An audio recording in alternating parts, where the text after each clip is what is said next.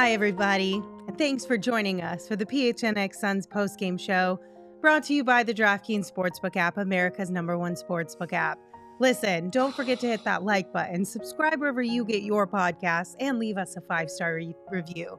It would make us feel a lot better after that L that the Phoenix Suns just took from the Dallas Mavericks, losing 99-95. I hate losing in general.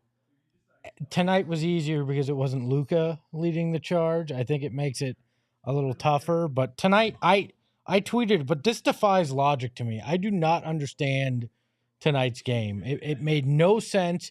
You look at the box score when they're down, 6-8 in the fourth quarter, and they're leading in almost every category. They're tied in three-point shooting. It made no sense, this game as a whole. And once Luka went out, you went, oh, this shouldn't be that difficult. And yet the Suns found a way to make it difficult tonight. Hey, he said it all. We might as well go ahead and get to the first point. Whatever Ahoy, hoy! that we want to talk about. You better find more words. Because there's a lot of things. There's a lot of things you can dissect in this game, and I know a lot of people already are all over Deandre and We'll get to it. Will we get to it, or should we just get to it right now? It's the topic of conversation. Obviously, down the stretch there, missing a free throw and not being able to get the rebound, that put people over the edge. But it was more than just that for a lot of people. And then there was a lot of people who are like, yeah, but look at his stat line and all the other things that he contributed tonight. What side of the fence are you guys sitting on? I honestly, I think he missed some bunnies. And I know it's frustrating as hell. And, that last rebound, it looked like him and Torrey were kind of battling between themselves as to who was going to – Torrey sealed off position. DA actually sealed off position, but he fumbled the ball a little bit, and then Torrey got in the way. And then, what's his name?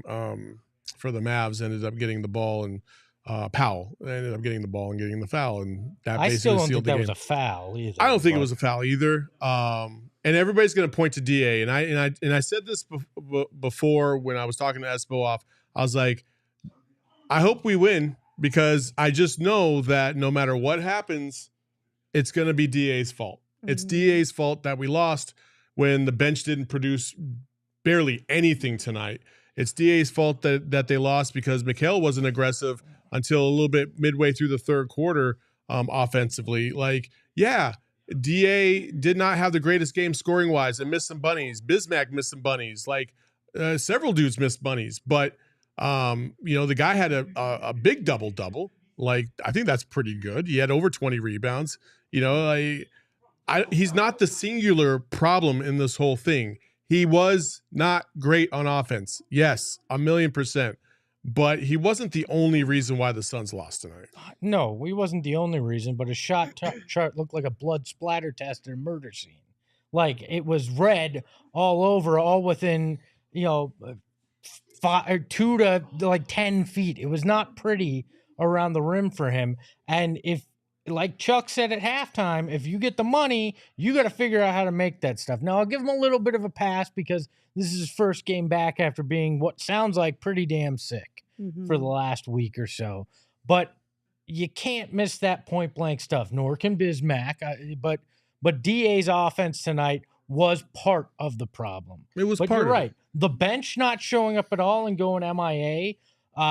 Monty playing Bismack, and when you're offensively stagnant instead of playing Jock and not getting Jock in there until the fourth, there's all sorts of issues. Mikal not playing defense as well as he should have, both on Spencer Dinwiddie and letting guys backdoor cut on him, including Reggie Bullock at one point. There were all sorts of failures within this game. So to just put it on DA isn't fair, but he deserves part of the blame. Yeah, well, I mean, again, this is a team sport. Yeah. And everybody talks about when DA was out of the lineup, they look crisp. Well, DA was in the lineup when Cam Johnson first came back, and they still look crisp. It's not necessarily a game-to-game thing, and I know a lot of people feel like DA is. Listen, he's just always going to be the target of criticism. Not only it's always because of, okay, well, he got the bag now. Okay. Well, before that, it was because he was the number one pick. And I just, I could go on and on about like the reasons why this isn't working out. I don't think DA was a singular problem tonight. I just don't. I refuse to believe that because he did a lot of good things out there, and you missed his production. And I know that in the middle of the lane, yeah, he missed a lot of bunnies. There's a couple times where he should have just fucking dunked the ball, and he went soft with it, and he missed those layups, and we get frustrated. I know, but like everybody else wasn't exactly crisp. Chris Paul played really good. I thought he had a really good game. Mikal came through a little bit towards that middle to third, middle to fourth quarter, but outside of that, he was MIA on offense. Cam Johnson was phenomenal. I was actually, again, upset that he came out of the game when he was shooting the ball very well, and Monty took him out. And then, Jesus, Monty, can we please make an adjustment on Spencer motherfucking Dinwiddie, who is just going crazy, and they don't make a single fucking adjustment at all. They just kept running PNRs, letting my man shoot 3 feet off the fucking 3-point line like he couldn't make them, and he was just killing them.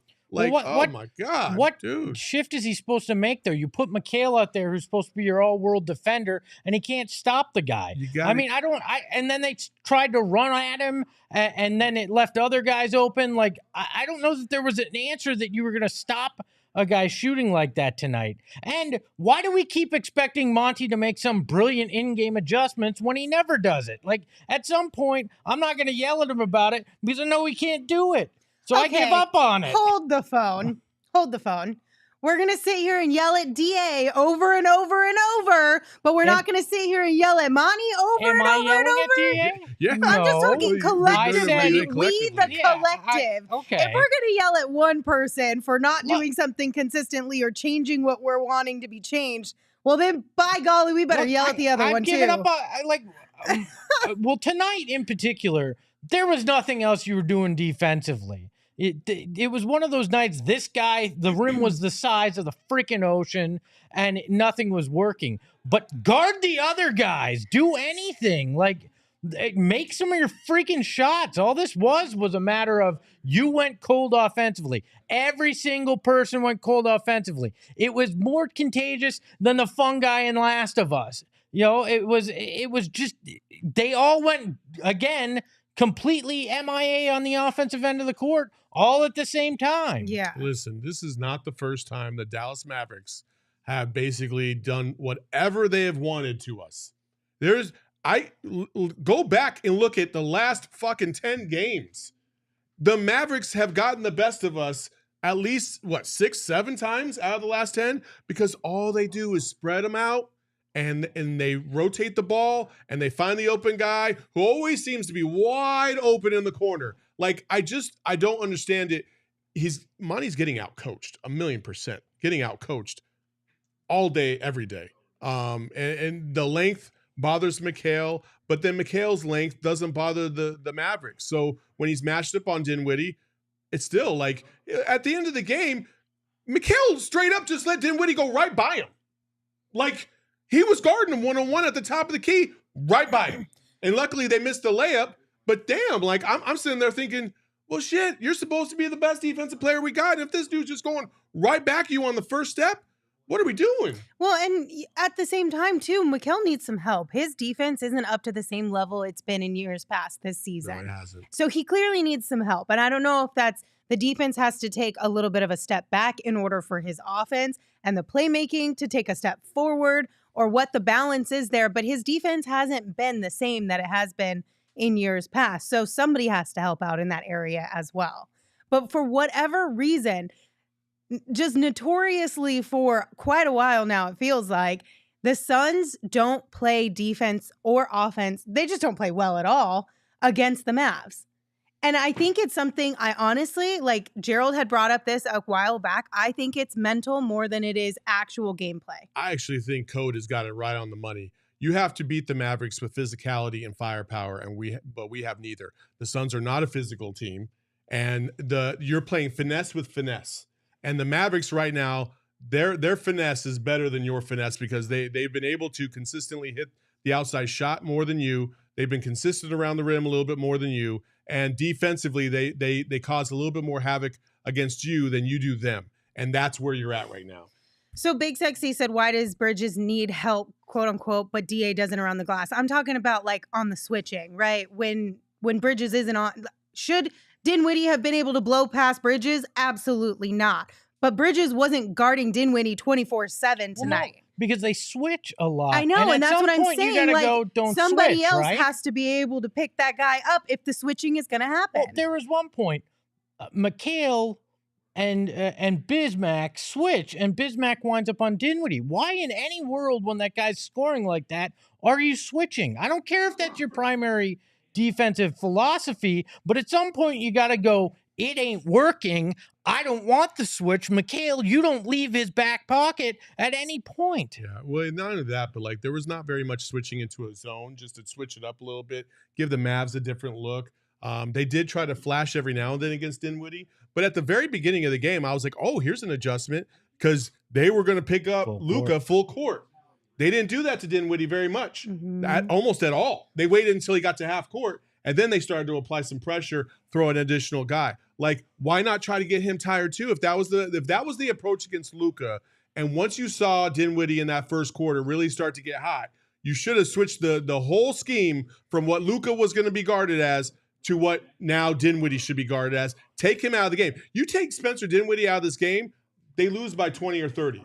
Like, because he was the only one creating any offense for them. But you didn't. You let him single-handedly basically control the tempo of the game. You can't have that if you're a premier team. Well, you played fairly high-level basketball. I mean, what's the thought in switching like that defensively and not having more flexibility in, this is your guy, stick with him? That's just some coaches' perspective. Like, that's a lot of coaches, sometimes they just believe that their guys can guard. Now, listen, if you have Bismack on the perimeter and you know Dinwiddie's going to shoot a three, like, that's not the worst thing in the world to have, a big giant 7-footer with long wingspan getting in your face. Like, that's okay. But the problem is that once you do that, you get other guys out of rotation, and the Mavs were moving the ball so fast that other guys were wide open. And that's the problem. Other guys' rotations were not on point, and this is the result. But you see, in particular on the play I'm thinking of, Bismack backed up because he didn't want to get burned, because that was kind of his first instinct. So he wasn't in position to block that shot. So there's no point. There's no point in that switch at that point. Not only that, but also, like, okay, let's go back to DA. Okay, DA's missing some bunnies. Okay, Bismack comes in because you think, okay, I want to get some athleticism near the rim. Maybe get some easy bunnies, the bunnies that Ayton's missing. Maybe Bismack will come in. Well, Bismack wasn't having it either, right? Jock only playing 4 minutes and 30 seconds was a little bit atrocious. Yes. Because when he came in, he immediately had an impact scoring-wise. And then, unfortunately, he got hurt and he came out of the game. That's my only thing is did the reason why he didn't play more because he took a shot? He didn't see it until the fourth quarter. He didn't see the court to the fourth quarter. I mean, that's fair. How much time do you need to figure out, hey, our two bigs aren't giving us anything? The adjustments. Yes. Earlier. 1,000,000%. Okay, well, while we're on the topic of DA, we do have a super chat from Hyperbruv. Thank you so much for your super chat. Hyper, we appreciate it. Said, questionable fouls on DA the whole game despite the performance. I fear, though, the Mavs officially own the Suns, sadly. I will say there was a couple times when DA did go to shoot and he was getting undercut at the legs. Josh Green a couple times. He got called for it one time. There was a couple others that were the same way. Happened against Biz as well. So I did see that, and the refs, they got to be better about calling that stuff. But well, and then to the point you brought up earlier from Code, beating the Mavs is partly about physicality. How do you play physically when you're not allowed to play physically sometimes? Well, yeah, like the Suns team doesn't get a whistle when we play physically. Devin can, but DA cannot. Because they don't start the game that way. Even though sometimes, even when we do start the game sometimes that way, you still get DA trouble. Started with the flip hook and stuff. It wasn't take it into a guy or anything like that. And defensively, he only had 3 fouls, one of which was that very last one. So he wasn't in foul trouble. That wasn't the case here on that end. But look, I don't know why we, again, keep expecting the Suns team to be physical out of nowhere when they haven't Not been. that. We not talked their about MO. it. In part, a team reflects the coach's demeanor, and Monty's demeanor is not that high energy, physical kind of demeanor. It is more that laid back. So I think that's part of it. And then you don't really have a roster of guys that are physical guys. The one guy that you could always count on for that is sitting at home on his couch, counting probably about $7.5 million at this point, and working out in random gyms at LA Fitnesses. I mean, Jake Crowder's the one guy you had on the roster that had that kind of physical mentality, and you just don't have that. I'd love to tell you Torrey Craig's that guy. He's just not in that same mentality. So you don't have the guys to play physical. So we can't expect that to change unless they bring in new people. We have another super chat. This one's from Mike B. Mike B, thank you for your super chat. They said, pathetic AF. We good, but BS loss. Yeah, I agree. It sucks when you lose a game that you feel like you should have won. Especially the fact that they lost Luka within the first 3 minutes of this game. Yep. Literally in the pregame show, we were talking and it was, if you can contain Luka and not let other guys beat you, or if there's a way to get Luka tired and slow him down, like Luka is the guy, right? Mm-hmm. You literally lose the guy on this team and you still lose to them. It makes no sense. We should have won this game. I will give Saul credit. In the beginning of the pregame show, I said if you shut down Luka, you should win. Well, they literally shut him down. He didn't even get on the court, and somebody else stepped up. Just Saul made that point in this matchup. It tends to be some random guy that steps up and burns them. Tonight was Spencer Dinwiddie's chance to do so. So credit to you. I thought that wasn't going to be the case tonight. It certainly was. I think I saw a stat out there where like Dinwiddie's only scored 30+ points in like one other game this season. Of course, it's tonight. Yeah. Awesome. I feel like he's been averaging I think he's been averaging around 17 though. So it's not a real low number for Dinwiddie, but he just almost doubled what he usually does. you know, somebody had to take over the points for Luka. But yeah, Dinwiddie finished with 36 points tonight. Just out of control. Unreal performance by him. But what are you going to do? Congratulations to the Mavs. You guys beat us fair and square.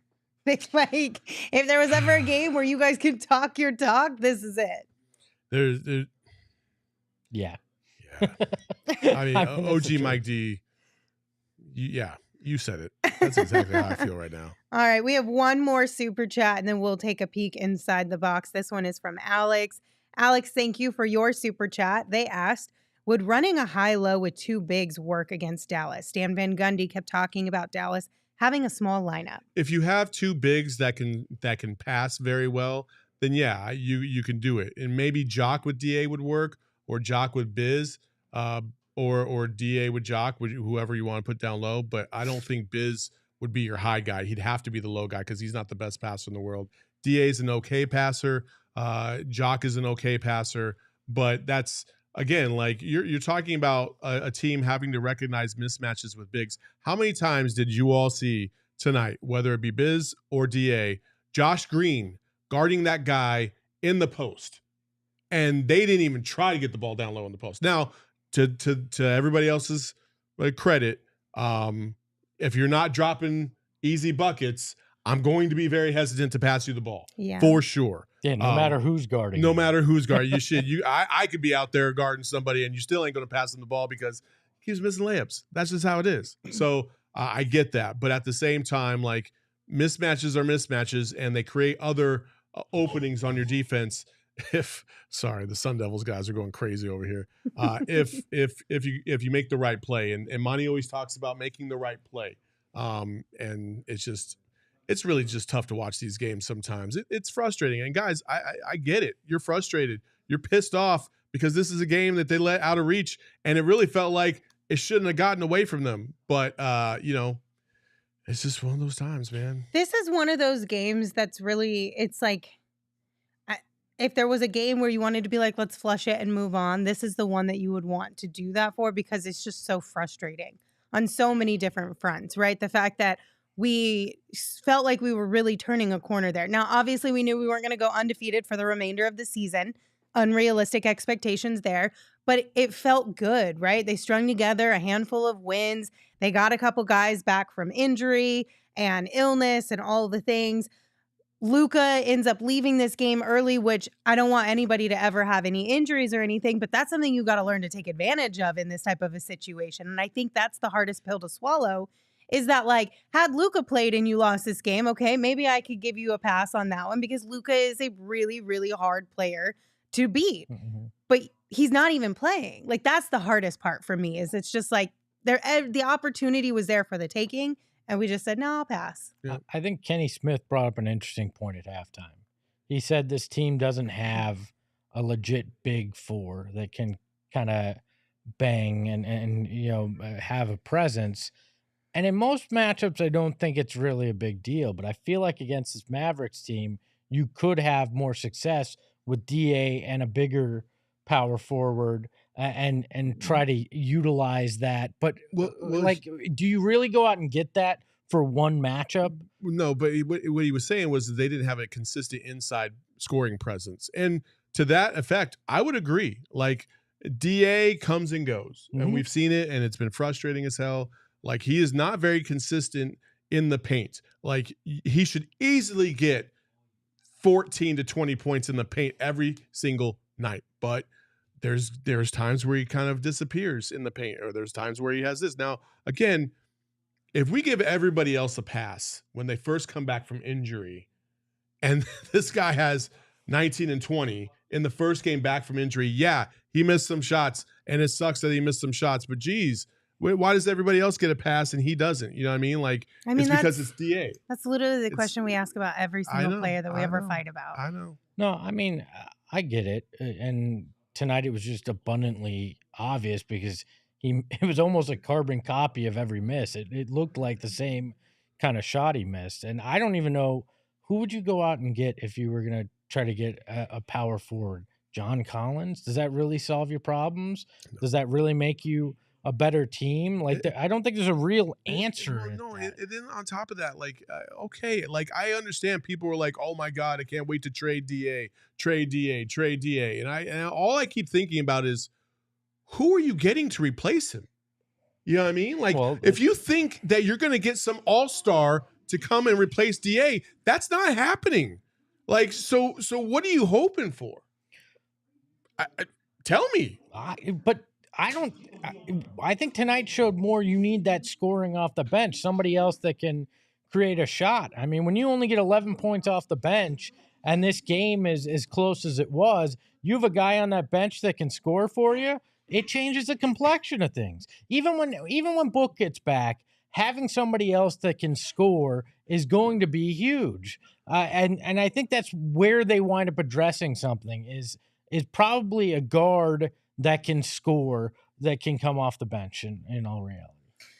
All right. I think we just need to take a deep breath collectively. Ready? In for 3. 1, 2, 3. Out for 3. 1, 2, 3. And grab your favorite 4 Peaks beer and just relax a little bit. Okay. Everybody breathe, grab a beer, sit back. We're going to turn this show around a little bit more. Yes, we're going to still have conversations around the game, but we're going to try and keep it a little bit maybe lighter, at least in the last third of this show. This next thing. We do have a fun segment for you guys coming up, so stay tuned for that one if you do need to smile a little bit. But 4 Peaks is a fantastic partner of ours.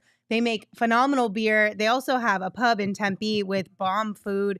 Got to have it yesterday. And if you guys are looking for a place to watch the Super Bowl that is just around the corner, 4 Peaks is a fantastic option for you. Enjoy a nice 4 Peaks beverage during the game as well if you're watching from home. All right, let's go ahead and name our DraftKings King of the Game. We'll be a little bit positive here. Tonight, we're going to give it to Cam Johnson. He finished with 22 points and 8 rebounds.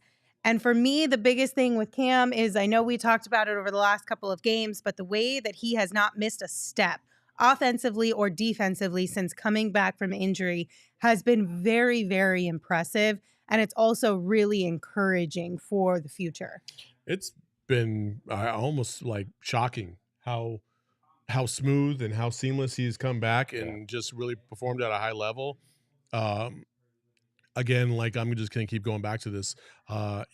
Can we take the training wheels off, please? Like, I'm trying to look and see how many minutes he played tonight. 33 tonight. Okay, so that's not so bad. But so I We're guess getting the there. limit restrictions. But I will say this: there was a stretch, like I said, where he came out of the game, and I didn't understand why he came out of the game because he was shooting the ball so well, and you were struggling trying to score. Again, some of these things that Monty does, I just don't get it, and I don't understand it. Mr. Freeze keeps showing up, and I don't appreciate it right now.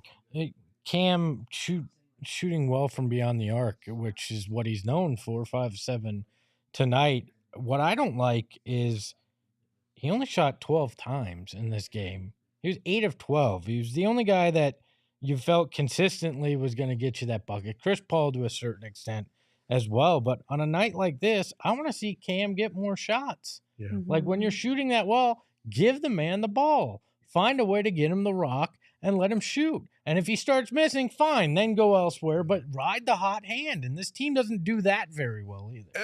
I will also say this, I'm just now thinking about this, but when Cam is in the game, to go back to the high-low point, honestly, like if you have Cam on the right side, let Chris Paul and Mikal be on the left. Just let them do whatever they want to do. I don't care. Have Cam on the right, and then have DA and Dario in the lineup. Dario only played 3 minutes tonight. Dario got targeted when he was in there, though. Sure, that's fine. But again, we go back to you are playing to the other team's strengths because they're forcing you to play their style. Yeah. What they should have been doing is Dario's a very good facilitator. He's a very good, he's very good down low on the block. Like, let's go. Like, make an adjustment. And you got to go for more than just 3 minutes. Sure, they were targeting him. Target them back on the offensive side. But you weren't doing that. So you're playing their game. But that's the way Monty coaches. I know. Monty coaches. He coaches not to lose instead of trying to win. He's a prevent guy. Yes. Which, is the worst thing to do in sports is play the prevent. I agree. And we know I'm a critic of Dario. That hasn't been hidden on this program. But yeah, he was playing well. Why only go 3 minutes in a game that you're searching for anything and trying to figure out things that'll work? 3 minutes is egregious, especially you're playing against a Mavericks team that isn't playing with a massive amount of size. Mm-hmm. So you're not giving up size. Even if you played him at center in some of those minutes, you would have been all right. Because remember, for the first year and a half he was here, everybody wanted us to believe that Dario was a center because that was the way Monty's used him. And now all of a sudden he's less athletic than he was, but they're not playing him in a position they were trying to tell us he was. Okay, not to go too far off track, but do you feel like Monty has been this style of coach since the beginning? Or do you feel, and we didn't notice it as much because we were winning? Yes. Okay. Because he gave two guys carte blanche to do whatever they want, and that's Booker and CP3. Okay. Everybody else has been following the same rules, and Mikal plays a lot too.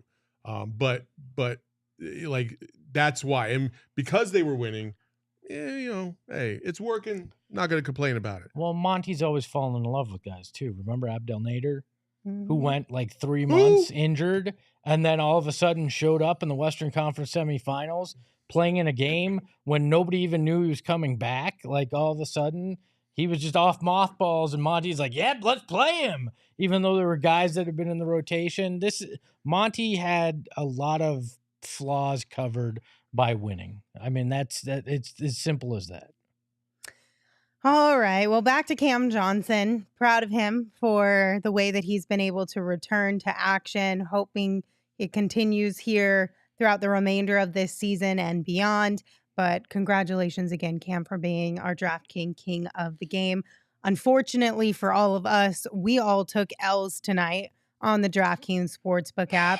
Not a single one of our bets tonight hit. I was so angry with Mikal Bridges because all I needed was one additional point, rebound, or assist. But no, he missed a 3 late in the game. All kinds of shenanigans. I just needed one. He literally finished with 16, 4, and 4. So I know. 20. Oh, my God. 24. No, 24. 24. Oh, 24. Yeah, that's a bad beat right there. Damn. That's painful. It's a good beat. It's a good beat for us. It's a good beat for us. Yeah. I was mad because if the Suns won, then I would have picked up my plus 330 because Cam balled out. I was mad because Mikal slacked on assists and rebounds. He did that last game too. Yeah, I know. And you were I like, took- I let me took a double s- down again. I took a swing. So It's a bummer. So what's the leaderboard It's look not- like now, It's Emma? getting worse. And It is. It's getting really bad. Oh my God, Saul, you're almost in the red. You got 50 cents to you. Wait, no, I am in the red. You are in the red. I am in the red. Oh, 2 you seconds. are Sorry. in the red. You are in the Typo. red. I was like, wait, I'm in the Emma red. can't do math at the moment. Emma has 0 brain cells. Saul, I'm pretty sure you. Hold on. I was at Hold on. 950, and now I should be at So negative. minus- Negative Yeah. minus 50. That Yeah. should be orange. Sorry. All right. That actually matches the exact total in my checking account right now too. $17. $17. I'm okay, but not as good as I once was. I'm at 65.62. So Also, you want We'll to talk see. about bad beats at halftime? The money line was plus 100 on the Suns. did you take it? So I was like, fuck yeah. So I put $40 on it, and I Oh. fucking lost. Ouch. So I lost multiple times tonight, and I'm upset about That's it. brutal. Well, you know what? It's not exactly like the best way to tell you to get in on the action, but here's the thing.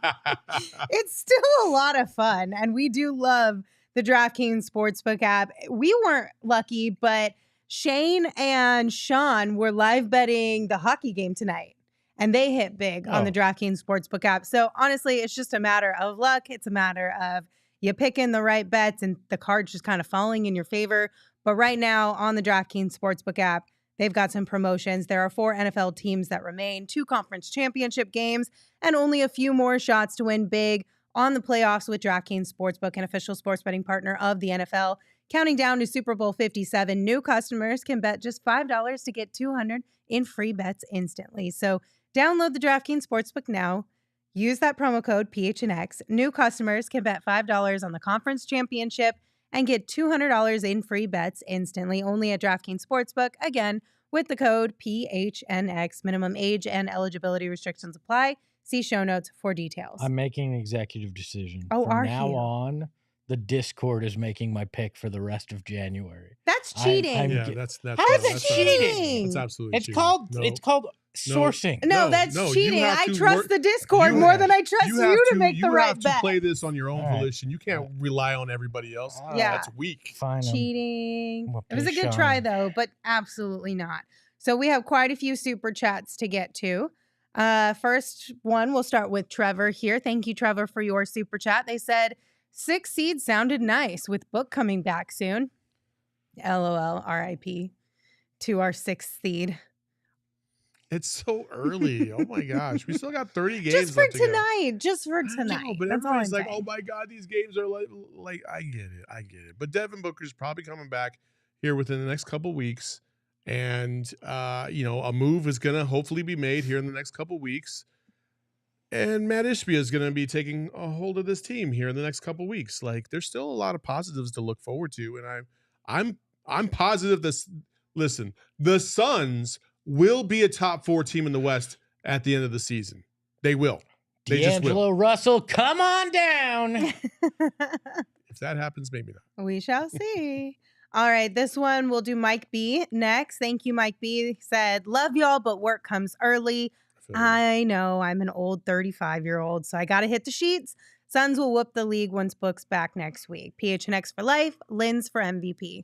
Thanks, Mike B. Sleep tight. We'll see you tomorrow. Yeah, I'll be up in about 6 hours myself. So All right, and then another one from Philip. Thank you, Philip, for your super chat. We appreciate you. Said the sky isn't falling and everyone shouldn't be traded, aka what Twitter is saying. Many made mistakes. Monty can improve as a coach too. Only 1 game. Positive vibes. Woosah. Philip, I like where your head's at. Big fan of that super chat. Thank you for sending it. And then Rashawn, thank you for your super chat. Said, I saw Cam make 2 shots back to back and Ice Money took him out and I stopped watching Sad Face. how many Ice Money. ding ding ding ding ding ding. Ice no. ice money. Are we going to get a new Yeah. song this year? Is that We're the mixing new that song? All right, tomorrow. stop. Cam, sit on the bench and listen. Your streak's ending and it ain't delicious. Oh, no. Oh, We're going to have to work man. through Yeah, the we'll lyrics, but we'll workshop get it. there. We'll get workshop. there. My freestyle rap is I as good as it just- used to be. Oh, What can I that's not say? Good. Look, Monty did it to DA. He had 9 rebounds in the first 6 minutes of the game. He's like, well, Clock says you got to come out. Enough of that shit. Sit your ass on the bench. Oh my goodness gracious. All right. And then another super chat. This one from Code. Code, thank you for your super chat. We appreciate you. Said DA isn't proven yet. He has shown us this healthy and injured. He had 4 points healthy against Toronto. This is 1,000,000% true. This is the conundrum of Deandre Ayton. And until he finds consistency and finds something that he can rely on game in and game out and feel comfortable with, we're always going to get these performances because you just never know. Tonight, he was freakish on the rebounding. And sometimes it goes your way on the boards, and sometimes it doesn't. Tonight, it looked like it was a fantastic rebounding game, and it was for the most part till that very last rebound that he had to get, and he didn't get it. I'm not going to get mad about a 2020 double-double. It sounds so weird that we're so angry about somebody that did that. But when you look at the total picture of the game, it's like this. It's just a roller coaster ride with DA. You want to cheer for the guy. You want to celebrate the guy, but then he goes around and he does things that just go against the grain. And the effort sometimes is questioned, and the bunnies that he's missing are it's a lot for some people to handle, especially with the weight of the expectation that our fan base has on him. The DA, hold on. Struggle bus here. Sure. I don't think that Luka and DA or the draft order really have a whole lot to do with the DA hate. I think it's the money. Oh, I think that's like the number one driver. I think right now. I think the draft position. That's what it was. But I think since getting paid, it's all about you're a max player. Play like a max player. What I'm going to say is like if you were never on board with DA through those first 4 years, if you were never on board, he never won you over, and you held Luka against him, the money just made it worse. Yeah. So and I think that also brought a lot of people that were kind of on the fence about DA over to the dark side as well. And hey, listen, I'm not going to sit here and say he doesn't deserve some of this, some of the people being upset against him. The frustration. Thank you. I'm not going to sit here and say that's not the case, but. Well, what were they supposed to do? You had to pay him. You couldn't let him walk for nothing, right? Some people and now, but with your cap space anyways, you're gonna have cap problems. Now he's at worst, he's a trade asset that you can use because some people are still gonna look at him and go, that's a good player. I'm willing to give up, quality pieces to get there. All right, before we have our esteemed Gerald Bourguet join us, I do have a few things I want to tell you guys first. First and foremost, our friends over at More Furniture, they hooked up our offices here at PHNX, and they have a very special limited time offer only for PHNX listeners, okay? So you can visit More Furniture on the cross streets of 44th and McDowell and use the promo code PHNX to get free delivery and installation on any purchase of over $999 or more. So this is not available online. This is not available to the masses. This is a limited time only offer that is valid until January 31st, exclusively for PHNX listeners. So if you guys are in the market for new furniture for your home, for your office, wherever, be sure to check out More Furniture and take advantage of this special offer. Fun fact, if you spend $3,000, Gerald will come deliver it shirtless. Oh yeah, you think so? That's Did Gerald sign up for that one? He was part of the deal. I don't know about that one. Yeah, I don't know about but that. What I can promise you that Gerald might act. Well, I can't promise you, but more likely Gerald will participate in. He might go to Illegal Pete's with you because he really liked Illegal Pete's when we all went for a little group outing. They've got bowls, tacos, salads, burritos, nachos, queso, strong margaritas, a full bar. They have happy hour from 3 to 6 p.m. every single day. And they've got amazing food, right? Like if you're trying to be a little bit healthier this new year, well, I guess it's not really a new year anymore, but if you're trying to be healthier in Technically, 2023, it is still a new year. because they have fresh ingredients and they have such a wide variety of ingredients that can fit almost any diet or dietary restrictions. So that's where the health comes into it. That's why Illegal Pete's is one of our favorites. I love Illegal Pete's. Yeah, so it's always our go-to spot for burritos, buddies, and beer, and it should be your go-to spot as well. Some queso and chips. What? I said, but if I'm into my fitness, I'm not trying to go get some queso and chips. They have salads too, Saul. Oh, they do? Yeah, I just told that. All right. You don't listen, do you? I do. Wow. All right, Emma, let's move on to the next great, amazing topic. In the darkness, beyond the light, Charles just said that. there shall only be one. Welcome to It's always Pat. Hi, Gerald. Hey everybody, how's it going? It looks like you're the only one that got a W tonight because you're wearing a pretty sleek looking jacket there. I am, although apparently I'm supposed to be taking it off for a promo we're doing. I don't know what the deal is with that. What's happening? $3,000 to. Yeah. He could hear me. I knew he could hear me. Leave it to Espo to volunteer you for things that you don't want to do.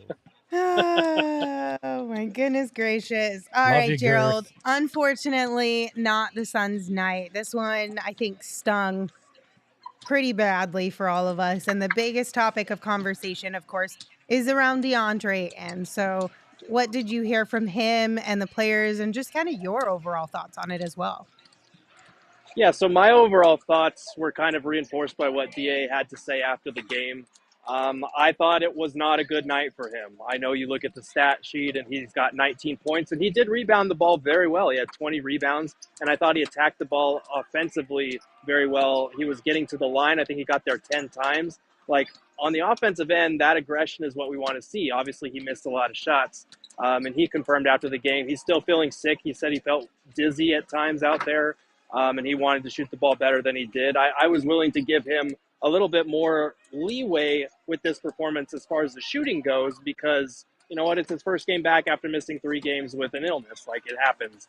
The thing that worries me is what's worried me all season. It's the defensive end of the floor. It is the fact that the Suns have been better defensively with Jock Landale or Bismack Biyombo out there defending the rim. It's the situational awareness that CP3, Monty, everybody talked about after the game on that last rebound. DA said, you know, he felt like there were too many hands on the ball and he felt like he was playing volleyball, tapping it to himself there. And he called it a bad play, but like that's one that you just kind of have to have. And I know people are saying like, oh, Torrey Craig came into the picture and they bumped into each other. Torrey Craig was boxing out his man. He had a clear path to the rebound if DA had done the same. So it's one of those things where you can never blame a loss on one player. And I'm certainly not trying to do that with DA here.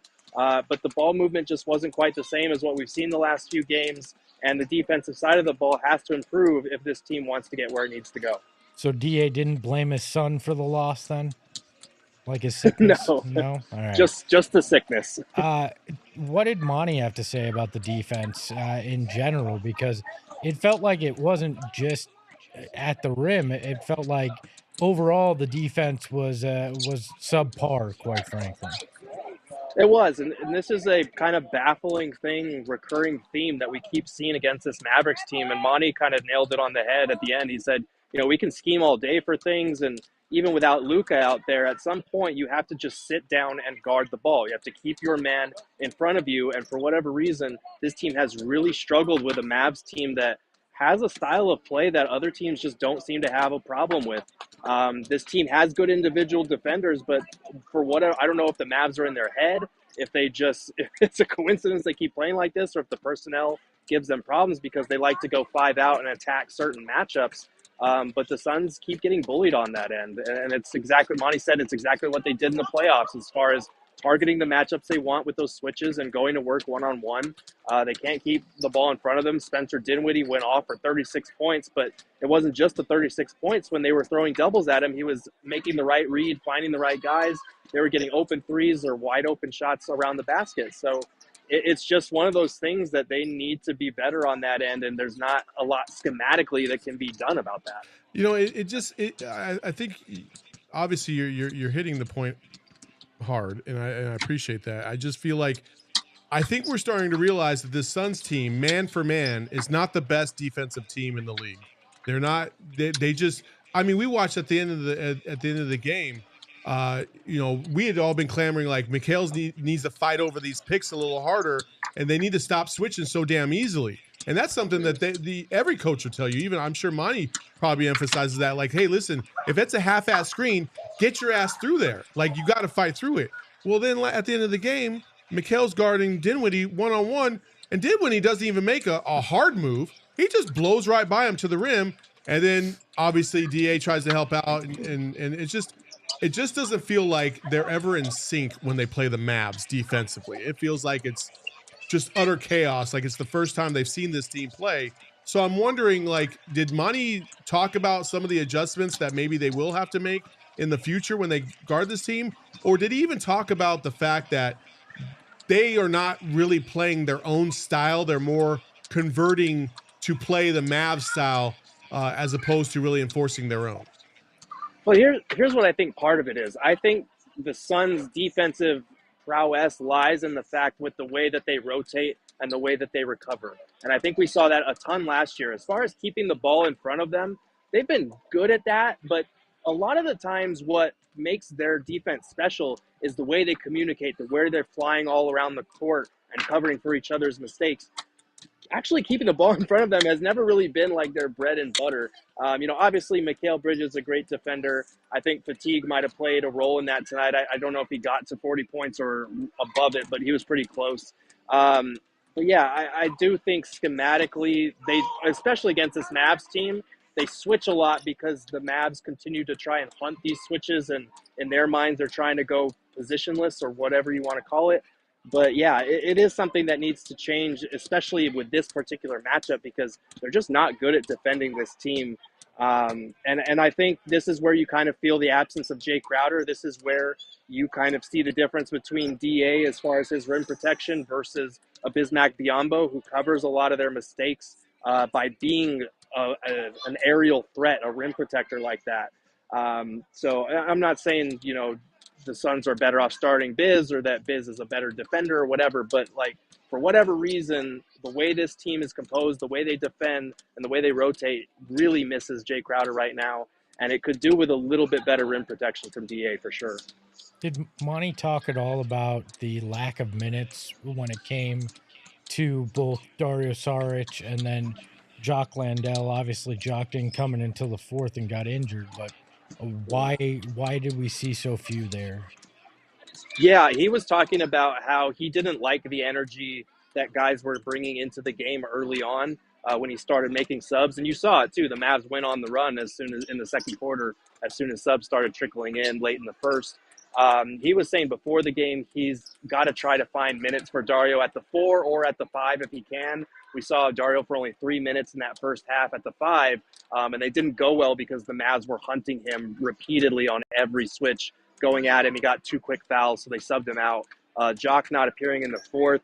I think he was just looking for something at that point. They were going with Biz as the backup center when Dario didn't work, and they tried something different with Jock in the fourth quarter at that point. But yeah, I asked him about the subs going 13 players deep, but still not being able to find anything. He said he was just looking for a spark of some sort because he said he felt like they were playing like they were too happy on the farm with guys coming back. The bench guys that have been put into bigger positions lately didn't bring that same urgency that they had been bringing in bigger roles. So I think that's probably why you saw so many guys play, but so few minutes for some of them. So one of the players that we haven't touched on so far tonight is Chris Paul. He looked really great out there tonight. What were his comments after this one? Yeah, he called attention to the same things Monty did as far as situational awareness. And a lot of these quotes, I'm tweeting these things out and all the responses are about DA and how it feels like they're taking shots at DA. And I didn't interpret them that way. None of them singled out a specific player. They were all about the team as a whole. They just happened to apply to DA. And Chris Paul addressed it kind of indirectly. He said, I don't feel like we have any bad guys in our locker room. Everyone in here is dedicated to their craft, to working hard and to improving, and we're going to get there. So I don't want anyone seeing these quotes to think that the team is like, subtweeting their starting center or anything like that. Obviously, it was a very different game, a very different dynamic tonight with DA back in the fold. And I think that's going to happen when you have Chris Paul, Cam Johnson, and DA all staggered and how they're returning. It's going to take some time to get those guys back on the same page. You just want to see the defense click a little bit better. Was there, so Big Sexy in the chat said missing Jay's leadership and swag is the problem. That's the elephant in the room.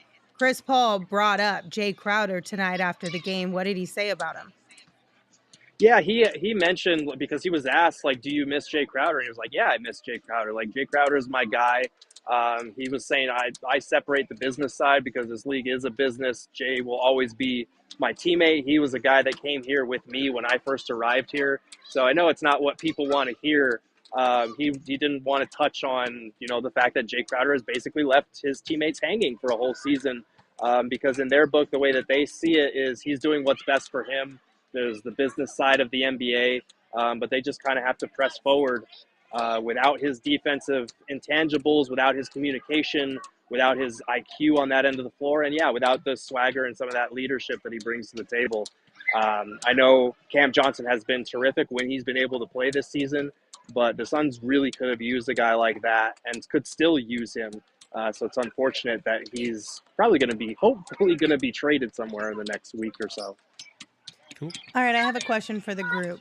So obviously there's a lot of discourse around DA, the fact that he said he still felt a little bit sick coming into this one.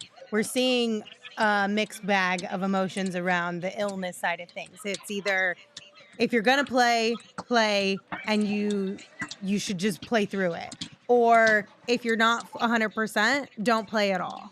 What side of the fence are you guys on for this argument? He did play through it. He played 31 minutes, and he went out there and got you 20 rebounds and 19 points. I mean, he played through it out there tonight. So it wasn't like he came in, played 10 minutes, was like, I got to get out of this game. Like, I give him credit for that, but, I don't know. What do people want? Like,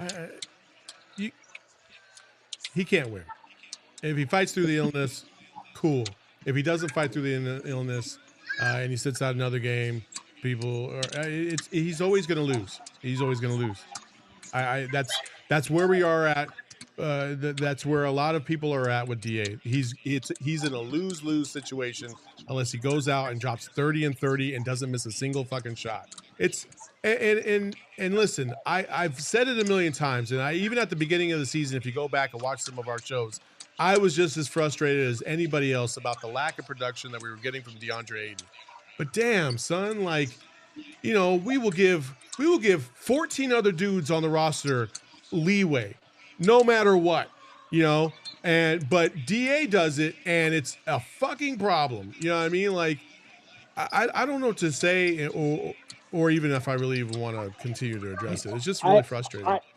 I agree with you that he's in a lose-lose situation as far as that, unless he comes out and plays well. I don't think he has to be perfect, but like tonight was far from perfect. Tonight was not a good night. I don't care what the box score says. It was not a good game for him. And I think the reason that other players on the team are given leeway is because they're not the number one pick. They're not the guy looked to be that number two option. But yeah, I completely agree with you. I do think the criticism of DA for this game, first game back, trying to fight it out through an illness, which is what we praise other guys on this team for doing when they get injured. It's just a win. It's a lose-lose for him unless he comes out and dominates, and he didn't do that tonight. Well, Gerald, thank you. We appreciate you bringing us all the insight from the Footprint Center. Absolutely. You guys have a good night. See you tomorrow. All right, so we're going to wrap up this show with something fun, but we got a couple things to get to first, and that is a few super chats. Okay. So Kyle T said, can we see that Dr. Freeze Photoshop again? So there we go. Monty as Mr. Freeze. Should have put Cam in the back. Have we put this out on the internet yet? No. I guess on social, more than anything. I think we need the song first and put the song under the image. Oh, okay. Fancy. Kyle, thank you for your super chat. We also got one from T Bounty. Thank you for your super chat, T Bounty. They said, these problems are fixable. So that's awesome. You're not wrong. Yes. These problems are fixable. Yes. And that is awesome. That is awesome. Hopefully fixable this season. Yes. And then the only other thing that I did want to mention, before the game is Mikal got a tech tonight, you guys. Mhm. First time, as far as I'm aware, this whole season, he got a tech for that 3-point celebration tonight. Now, I will say, tonight seemed a little bit more aggressive than other ones. He's full on turned around, pointed directly at the bench. It's Listen. not that different. But mean- I'm low key kind of surprised Mikal has not gotten teed up for it so far this year. To be yeah. honest, People are like, oh, it took more than half a season for him to get teed up. Why are they giving him it now? I'm like, bro, like he literally, as soon as he hit, he turned around, looked like he wanted to shoot somebody right in the head. I'm like, bro, you like as soon as he did it, I was like, that's probably going to be a T. Oh, it was a T. It was pretty egregious. I mean, he did it to Clay right in his face after he stepped on him. Like, allegedly that was to Ty Jerome. to Ty Ty Jerome. Jerome. I don't give a crap. Wink, It was wink. that one was to what's his face, JaVale McGee on the bench tonight. Well, there you go. Listen, I think it's funny. I still think that Mikal should continue to do it.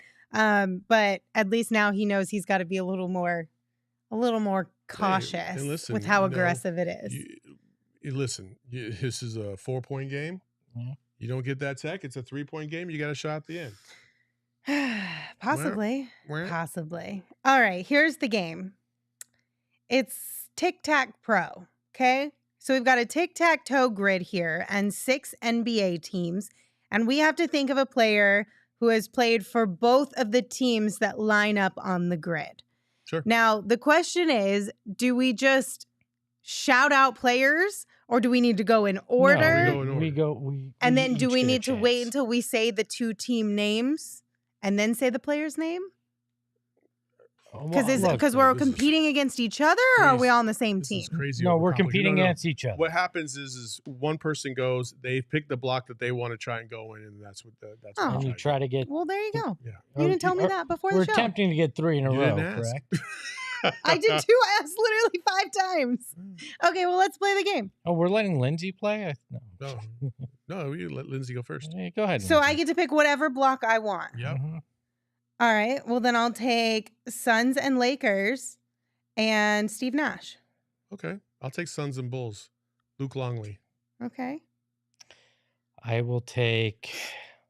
Wait. So, run that back one more time. Bulls, Suns, bottom right-hand corner. There you go. You know what? I'll have fun and go Suns, Mavericks, top right corner, Steve Nash. JaVale McGee wasn't good enough for you? No, You didn't want to put a JaVale McGee up in there? Well, let's see. Now this gets fun. Who played for the Celtics and the Mavs? I have no idea. Let's do Celtics, Lakers. Isaiah Thomas? Yes. Isaiah Thomas yeah. played The for both other of them, eye, too. right? That's true. That is true. Shoot, I don't know about Wow, these ones, these y'all. are gonna These be are tough. hard. I'm gonna go Memphis and Lakers, and I'm gonna go with Jeff Green. Is that his name? How do we He fact played check for the this? Do we Lakers? need No, to? the shooter. I don't know He's these injured ones. right now for the Memphis Grizzlies. Danny Green. Danny Green. Yes. Danny Yeah, played yeah. for the Lakers? Yeah. Let's see. I don't remember that. Espo, you got an idea for yours? I'm looking here. So we could go Bulls, Memphis. What do we have left? We could go Mavs, Celtics, or Bulls, Celtics. Let's see. Shoot. I should know. Antoine Walker, Mavs and Celtics.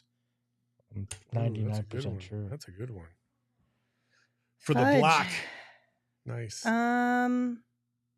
So it's either Memphis and Mavs. You gotta try and go Memphis.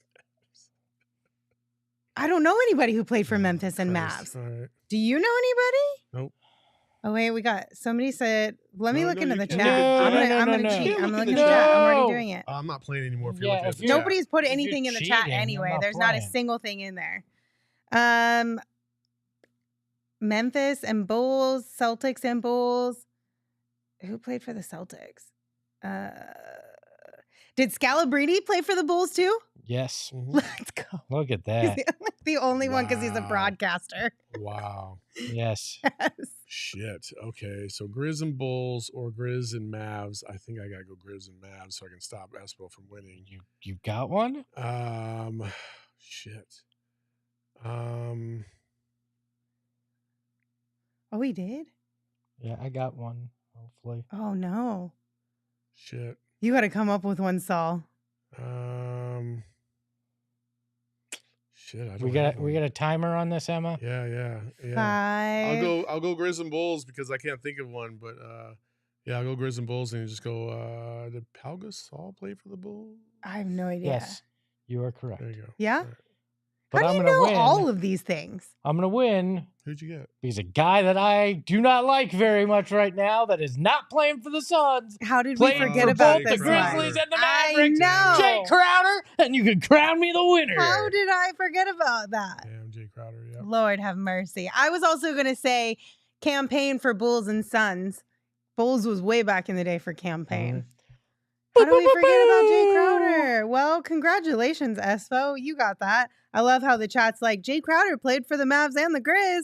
Hey, Jay Crowder. Tic Tac Pro Well, winner. you know, that was a good What's one. my prize, Lindsay? Whatever Saul offers to No, it's to not my provide. game. Do I It's get your my game. hug now? Nope. Yeah, I didn't think so. It was worth a try. It was worth a try.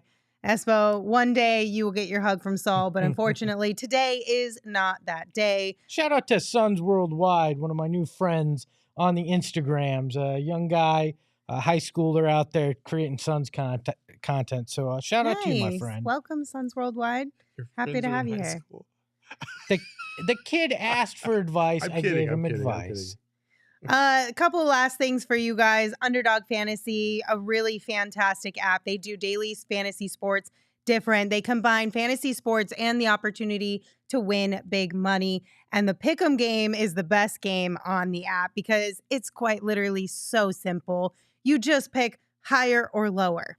That's it. And you can add as many legs as you want. It could be for points.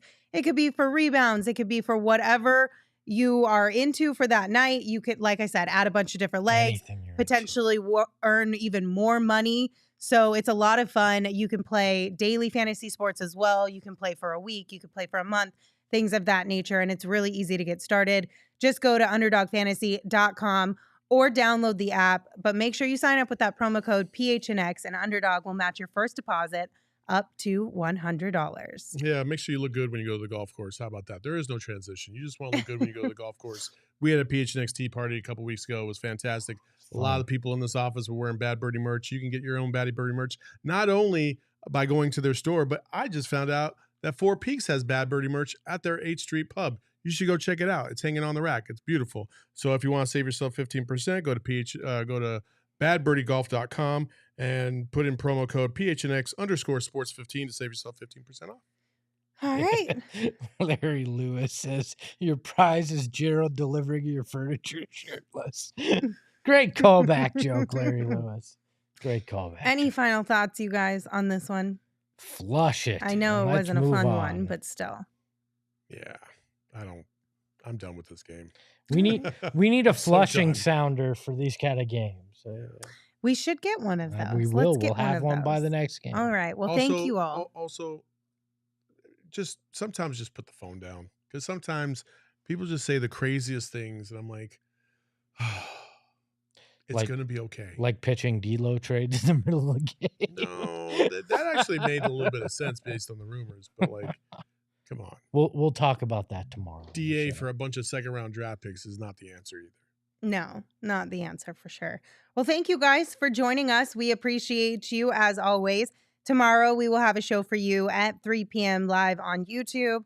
Or if you can't make it to the live show, you can always catch it wherever you listen to your podcast. If you're here on YouTube right now, on the way out, make sure you hit that like button. If you are listening to us on whatever podcast platform you listen to podcasts on, please rate, review, and subscribe because it helps us out a lot. We'll see you guys tomorrow. And until then, you can follow me on Twitter at LindsaySmithAZ. You can follow Gerald at Gerald Bourget. You can follow Saul at Saul_Bookman. And of course, you can follow Espo at Espo. Espo, take us home. I got nothing tonight because neither did the Suns. Ahoy hoy. Tell the Phoenix Metro, Megas in control and he ain't never gonna let go. PHNX though, Lindsey, Gerald, Espo. Saw past the ball, we here to turn up the tempo. Got to understand me, I'll always rep the family. Rally in the valley like Dan G, no plan B.